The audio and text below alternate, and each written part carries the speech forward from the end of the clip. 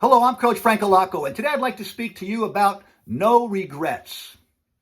A professor at Cornell University interviewed more than 1,000 people in the later stages of their life and asked them what valuable lessons they had learned.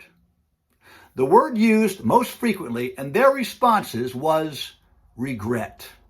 In fact, a man in his late 80s was asked, if you could come back and live your life as anyone in the world, who would you come back as? His answer was, I want to come back as the man I could have been, but never was. I was privileged to coach an amazing group of young women in the St. Agnes CYO basketball program throughout their elementary school years. We had a committed team that worked together, loved each other, and established themselves as one of the finest teams in the Bay Area youth basketball circuit. We supplemented our 10-game CYO schedule by traveling all over Northern California, trying to find the best competition we could possibly find. Cindy Lowe was my daughter's best friend and an amazing athlete. Kristen had talked to Cindy about joining our team for years, and finally in 5th grade, Cindy said, I want to be a part of your basketball program. She was a most welcome addition to our team, a great athlete who brought her energy and enthusiasm to every practice and every game. Cindy had a heart of gold and became a part of my family, a happy-go-lucky child that just saw the best in everyone.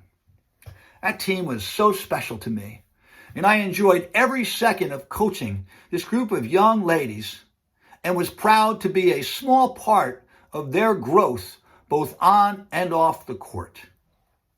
But as time went on, the team separated as they went to high school, going to different high schools and different colleges. But despite the separation, the bonds remained strong, and they stayed friends throughout the college days and were there for each other throughout the many challenges that life faces.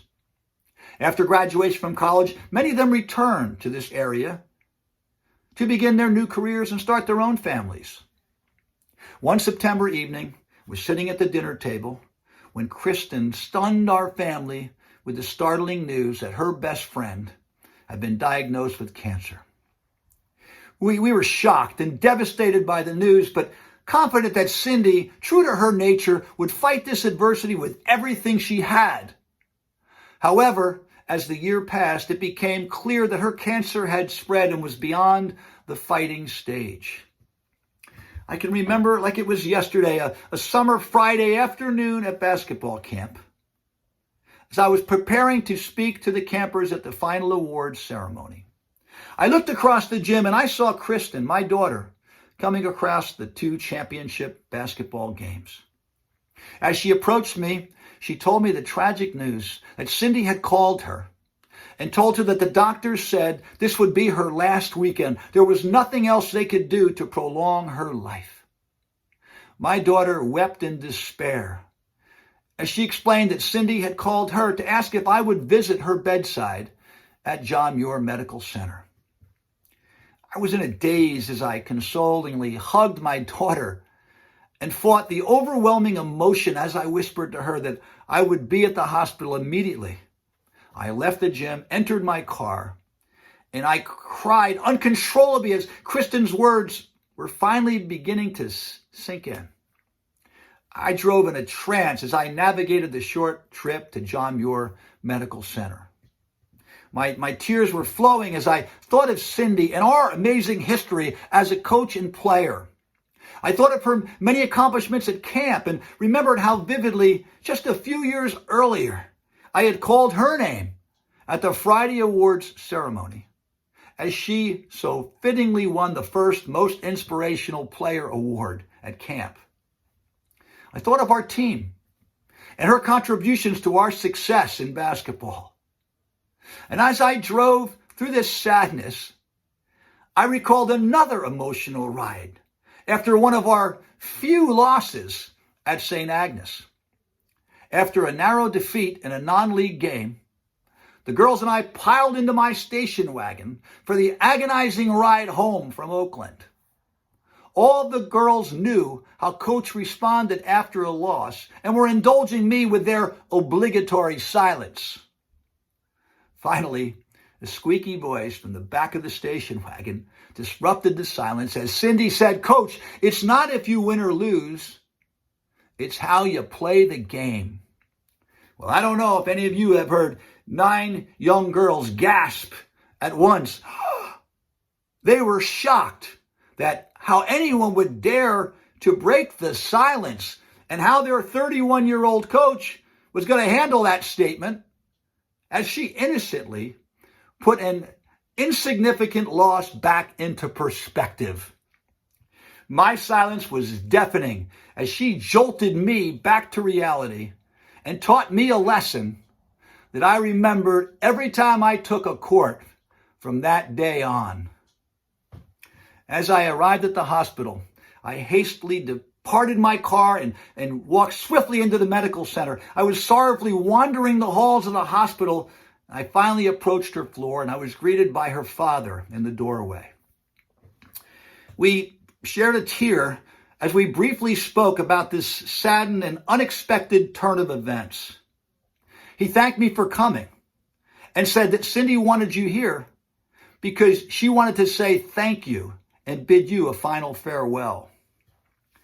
I struggled to contain my overwhelming emotions as my son and I walked into her room, only to be greeted by that always present smile.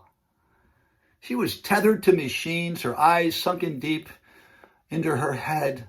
Her beautiful blonde hair had fallen victim to her treatments.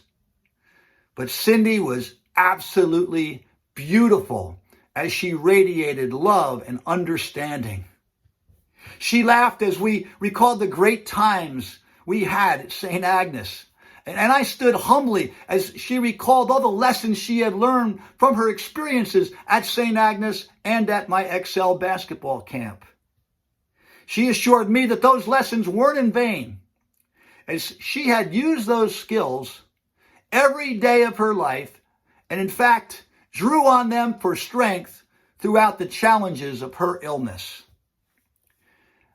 I asked her, how could someone this young be at peace with your fate? I wondered, how do you have the presence of mind to call people in to visit you with the sole intention of you lifting their spirits? She smiled and said it was easy. She expressed her gratitude to God, who enabled her to come home for a year and spend a special year with her parents. She was thankful that they knew how much she loved them and how much they meant to her. She explained that she had given her best in everything she had ever done, from being a great daughter to being a great sister, aunt, girlfriend, teammate, and friend. She acknowledged that maybe she was losing some years, but that her life may have been cut short. But she was proud that she lived her life to the fullest. She said, Coach, it's easy to say goodbye when you leave with no regrets. As our conversation came to a close, I grabbed her hand and I bade a final farewell. And she responded with, I wanted to thank you for being the best coach I ever had. I responded that she had it all wrong. She was the best coach I ever had. I thanked her for the many lessons she taught me, from coaching with the proper perspective to her final lesson of living each day with no regrets. I hugged her one last time and asked if she would allow me to honor her by naming the Most Inspirational Player Award, the most important award at camp, after her. I reminded her that she was the first winner of that award, and that she had certainly lived up to that acknowledgement, as she had inspired and motivated everyone around her every second, every day of her life. She smiled and proudly gave me her approval. It's been 20 years, almost to the day, since that sorrowful and most profound day. Each summer Friday afternoon, I stand before hundreds of campers and their families and clear a lump in my throat as I take a moment to remember Cindy Lowe, to acknowledge her unconquerable spirit as I present the Cindy Lowe Most Inspirational Player Award.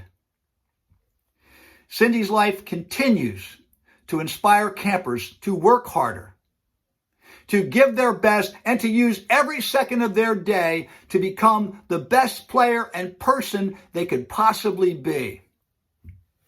I will always appreciate and will never forget the courage, the maturity, and the enduring spirit of a special woman who taught me amazing lessons and completed the cycle of education as teacher became student and student became teacher. Keep listening, keep learning, and strive to be your best. And remember, excellence doesn't take days off.